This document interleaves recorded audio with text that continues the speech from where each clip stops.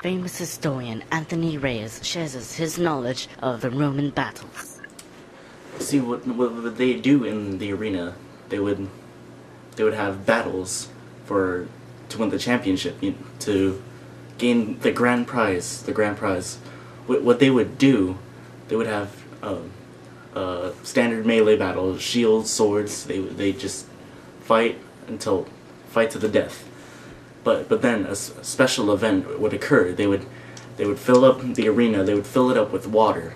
They'd fill it up with water. They built a special ark to continue these battles. After the battles, on the ark, they would put two kinds of each animal, like two of each animal, onto the ark, and then they would huddle them up in the center of the ark, and they'd beat the crap out of them. They just beat the crap out of the animals, and then what would they do with the animal remains? They'd drain the entire Colosseum, and then have a big feast on the ark. On the ark itself, they just have the best food, cooked, of course, cooked. They're not barbarians. They cook the food, eat, have a big feast, and then again with the battles. They continue with these battles, but like they beat the crap out of each other. But what they did with the human remains, they throw them underground and set them on fire to dispose of the bodies. But what happens is they did this under the volcano being Pompeii. But you see, Pompeii, after gathering of so many human bodies, the gods of Pompeii just got angry. They got angry at the people, and Pompeii exploded, obliterating everybody, turning them into stone. Which we found decades ago. They found bodies, just rock bodies, because of the fallout of the ash.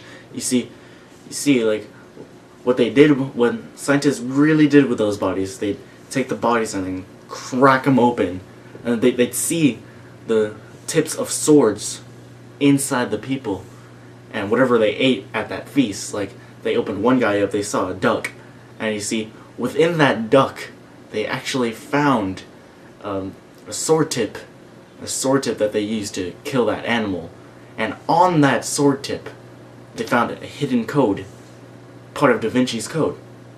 You see, Da Vinci, he was immortal. You see, he invented the gladiators, and what he hid in that sword was part of his code.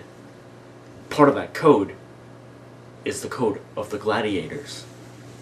See, point being,